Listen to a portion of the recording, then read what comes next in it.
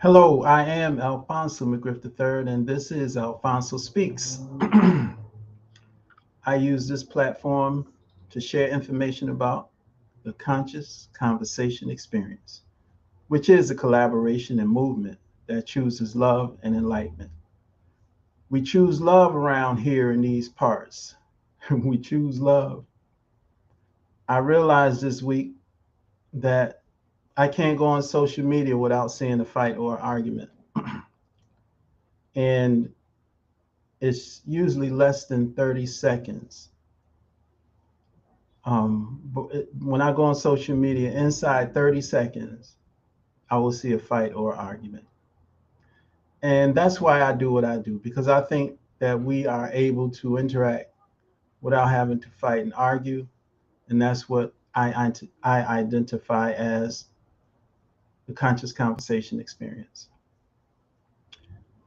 Before I continue further, I would first like to remind you that the Taste of the Caribbean Arts and Culture Connecticut Inc. presents the Hartford, Connecticut's Taste of the Caribbean Jerk Festival, Saturday, August 1st, 2026. Again, that's the Taste of the Caribbean Arts and Culture Connecticut Inc. presents Hartford, Connecticut's Taste of the Caribbean Jerk Festival, Saturday, August 1st, 2026. Also, beginning this Friday, the 35th anniversary of the Greater Hartford Festival of Jazz, Hartford, Connecticut, this Friday, Saturday, and Sunday, the 17th, 18th, and 19th of July. It's taking place this week coming up. Also, and I was invited. I was invited to do a poem, and the poem will be a tribute to Black women. It's called "For You, There Are No Words." I think all women are special because women in general are responsible for sustaining life on this planet in many ways, not just giving birth, but maintaining birth and helping young people understand life and what it's about. So I think all women are special for that reason. However, because I personally experienced the challenges and hardships and witnessed the challenges and hardships associated with Black women, this particular poem I wrote as a tribute to Black women. And so I will be sharing this poem on Friday evening at 9:45. This Friday evening, 9:45, I'll be sharing this poem, "For You There Are No Words," which is a tribute to Black women. If you're there, I look forward to you supporting a brother. And also, I have decided that I'm going to anyone who's dealing with young people and who's interested in having me speak with young people about how to be better with the communication and interaction, I'm willing to sit down and talk and meet with you and have conversations, have conscious conversations. And so, and one of the things that inspired me to do this is, well, two things inspired me to do this. Is number one, I haven't been able to connect with any organizations that have groups of young people. Um, Okie dokie. And number two, I saw this video where teachers were complaining about the students that they have to deal with on a daily basis. And I'll put the link in the comments if you want to check it out. And some of the things that they were speaking in reference to are just not something teachers should have to go through. So after watching this video as well, again, I put the link in the comments on my Facebook page, Alphonso Speaks.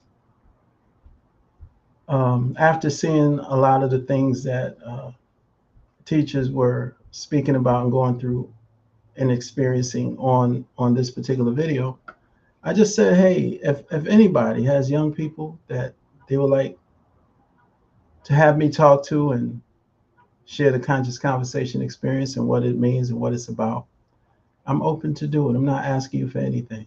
I'm just interested in getting the information out the best way I know how. I'm also open for someone who has expertise in the area of connecting up with um, organizations and colleges and universities and businesses, corporations, etc. I'm open for assistance. So I just wanted to put that on the table. But for young people, for adults out here who have young people they would like me to speak to and share some information about the conscious conversation experience, I will do so. We can link up and we'll make it happen. And as I continue tonight, I want to say the conscious conversation experience is again a collaboration and movement that chooses love and enlightenment. We deal with resolution. Resolution is the successful solving of a problem. If there are some problems and challenges that need solving, that's what we like to do when it comes to the conscious conversation experience. I am here to help myself and people around the world transform conflict into conscious conversation that leads to understanding, resolution, and enlightenment. So, what is a conscious conversation? A conscious conversation is a verbal interaction where we speak with the desire to understand. We ask questions and we share information. We take responsibility for our thoughts, words, and actions and control our prejudices and emotions, which, if left unchecked, will disrupt the goal of having a conscious conversation. The strength of a conscious conversation is its ability to inspire rather than manipulate. Ultimately, the conscious conversation experience is a pathway to understanding, resolution, and enlightenment. And as spoken earlier, without the desire to understand, there can be no conscious conversation. Without the desire to understand, there can be no conscious conversation. And I read this warning every night. I've learned that developing myself can lead to unnecessary challenges with insecure people who are intimidated by those who have a sense of self. It's not our problem, but it is one of the consequences of our personal growth. I always say, as we continue going into next levels of understanding, each new door we open into a room of a next level of understanding, there are fewer and fewer people in the room, which means some people we just gotta leave by the wayside and keep moving, because either we're going to grow or not. But we can't bring people into a room who are not ready. They have to go on their own. So that's how it works. That's how it works, and that's life. Now, I have two things that I like to deal with.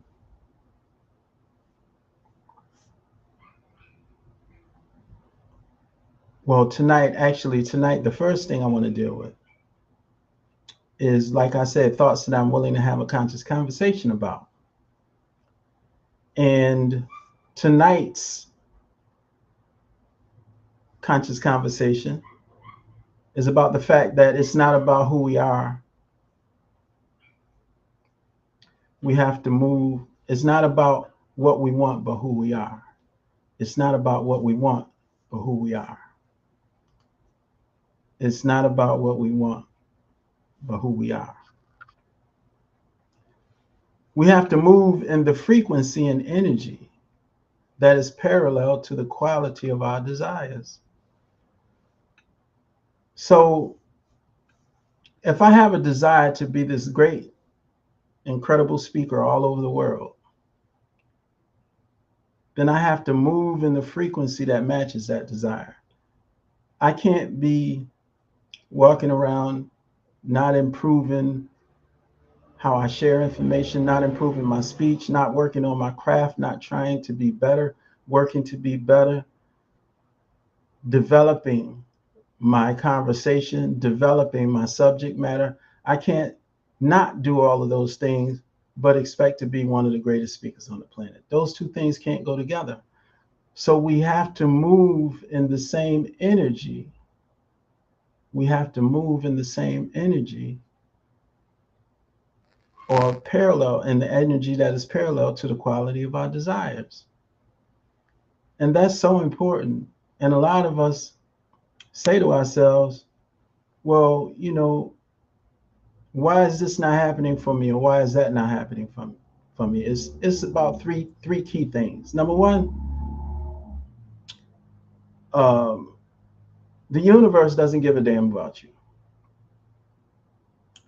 There's the universe is set up in a certain way where when you function in a certain energy, then you are the one who makes certain things available to you because of that.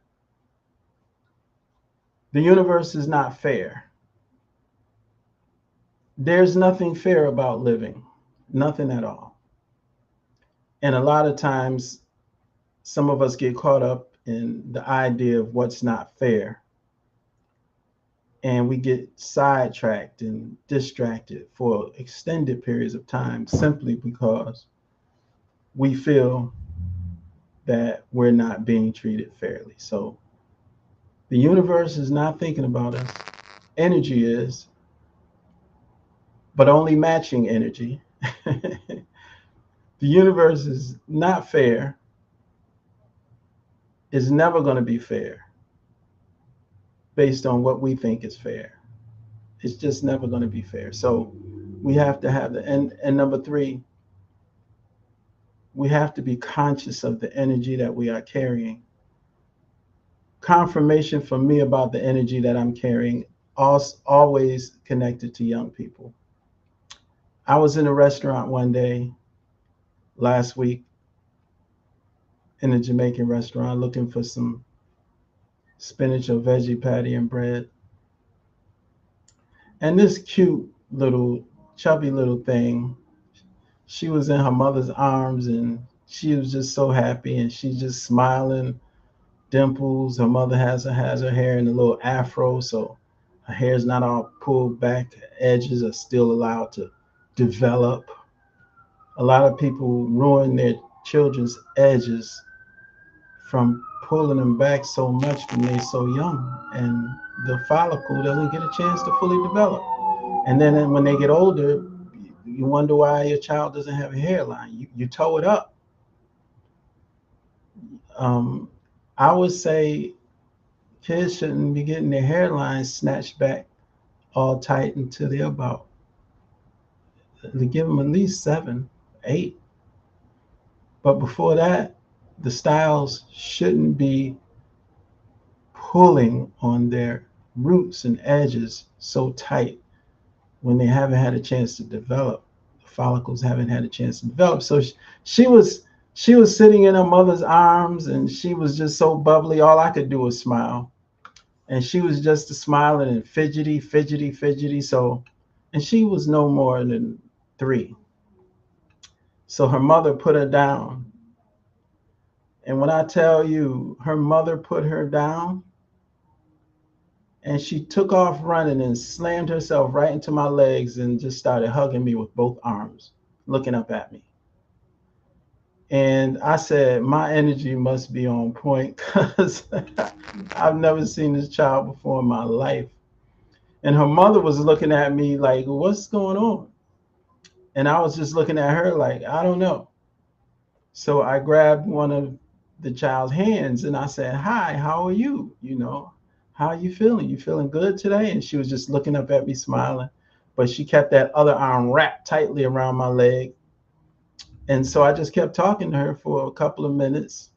And then she finally let me go. And then she went running around doing whatever she wanted to do. But that was, for me, that was such great confirmation that the work I've been doing on myself is real, and it's working, because when little ones confirm your spirit in that matter, I mean, it's serious business. It's serious business. So I try to move in the spirit and energy, the frequency. I try to move in the frequency that's parallel to the quality of my desires. And so we think about what we want, and that's cool. We have to have some type of goal and desires for what we want. But more important than what we desire is the energy and the frequency that we carry. And that frequency must be the same or similar frequency to the quality of our desires. And that's the point that I wanted to make tonight. We have to carry a certain energy. And if we're negative and we're angry, and like society is distracting us now with all of this race baiting that's going on, and we waking up every day looking for a reason to struggle, looking for a reason to be mad, looking for a reason to be ready to fight. There are a lot of us who wake up every day looking for a reason to be upset because of this setup and what's being presented to us constantly. We're being bombarded with conflict and confrontation. The rhythm of this nation is conflict and confrontation. So that's why I've decided to do what I'm doing. And I know I'm just out here in these streets, all up in the fire, and I might sound crazy to many, but I can't complain about us without trying to do something to make a difference. So that's what I decided to do. This is where my commitment is. This is what it's all about for me. I feel like I have a lot to offer, and I'm going to share it, even in the middle of all of these distractions. You know, talking about wars, talking about the economy, talking about Charlie Kirk, talking about uh, black folks getting called the N word, and just fighting, and the girls, these young ladies out here in these streets, just fighting and ripping each other's hair out, and all of this wild stuff going on in these streets. So I really, I just said, man, I'm not going to just criticize us. I'm going to come up with a way to make a difference, to help us. If anybody's interested in receiving what I have to offer. So I'm open. I mean, it doesn't matter. Adults with kids, adults, period. If you want to sit down, you got some anger issues. I have a little workshop that I'll call the Plan for Anger. And I help people with anger issues. But I'm very, very honest and forward with it. And if you want me to help you with that, you have to be ready to deal with some truth and honesty. Uh, and I don't claim, let me make this clear out the gate. I don't claim to be a therapist. I don't have any degrees in psychology or any of that stuff. I'm not claiming to be an expert. I'm claiming to be Alphonso, who has life experiences that have taught me things, and I am willing to share what I've learned in my lifetime to the best of my ability. I'm willing to share my limited understanding of life to the best of my ability. That's what I'm willing to do. But in no way am I claiming to be a psychiatrist or a psychologist or a therapist. I'm not claiming to have any degrees in any of these fields. I'm claiming to be an expert with me. That's it. So I'm open for anybody who has anger issues and want to deal with that. You can inbox me at Alphonso Speaks on Facebook. And as I was saying, it's not about what we want, but who we are. We have to move in the frequency and energy that is parallel to the quality of our desires. And if what I say makes sense to you, then we could talk, or you can bring together some young people and we can all have a conscious conversation. That's the thought that I'm willing to have a conscious conversation about. Also, tonight, the question I ask every night: in what ways do I make decisions that hurt me? In what ways do I make decisions that hurt me? And one of the things I came up with is, if you haven't figured out, it's hot in her, like Atlanta, Georgia, and my whole face is wet from sweat. But in what ways do I make decisions that hurt me? Do I allow criticisms from others to negatively impact my spirit and the quality of my life? If we're allowing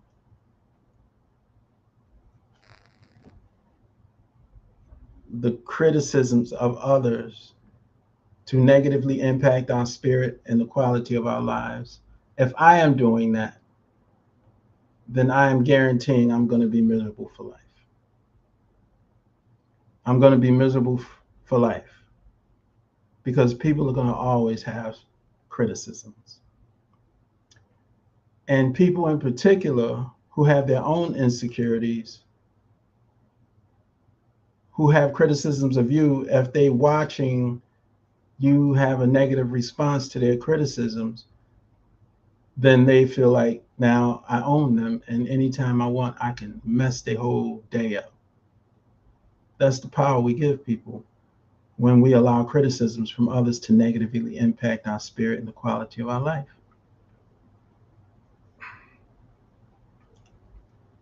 And we all have to ask ourselves that question: do I allow criticisms from others to negatively impact my spirit and the quality of my life? And for those of you who are in relationships, do you let, for instance, if I was in a relationship and I came to the person I'm with something somebody else said about what's going on in our space, or if somebody I was with came to me about what somebody else said about what was going on in our space, and then we allow that to have an effect, a negative effect on our interaction, that's a guarantee for a miserable life as well, because anybody can just come in and wreck your household anytime they feel like it. All they got to do is insert themselves into the person who inserts that person into the household, who creates a distraction in the household. We have to, well, I've worked on not allowing people. As a matter of fact, if I'm not in a relationship, but if I was in a relationship, a particular relationship with a woman, and she came in and said to me, well, Sally said that you, whatever followed the rest of that statement, she could say whatever she want, but I'm gonna sit down and watch TV and eat a salad and do whatever it is I like other than engaging in that foolishness. Now, if I was with somebody and they came to me and said, hey, Alfonso, I'm curious about this. I would like to know this. And they came to me with what they were interested in knowing or what they wanted to talk about, I can respect that. But I personally have zero respect for Sally said, Johnny said, Bill said. None. Because I'm not gonna, for the time I have left on this planet, I'm not gonna entertain anything that guarantees misery. And so negative influences by people outside of the relationship is a guarantee for misery. Because then that person or those people know anytime they feel like they can, anytime they want to, they can disrupt your whole world. Can't give that much people that much power in my life. Can't do that. I have too much self-respect for that. And so I'm putting that on the table.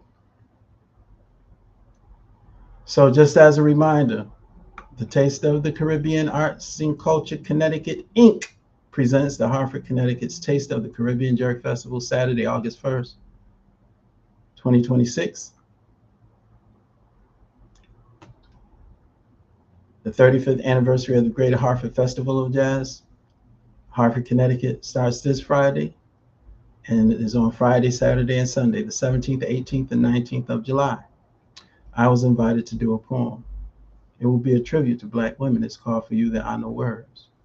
I think all women are special because women contribute to maintaining human life on the planet, and that's special for every woman, not just those who give birth, but those who maintain birth and those who help raise young people, young men and young boys and girls to be men and women. So I think all women are special. However, the ones that inspired this poem are Black women who I grew up watching and listening to and experiencing.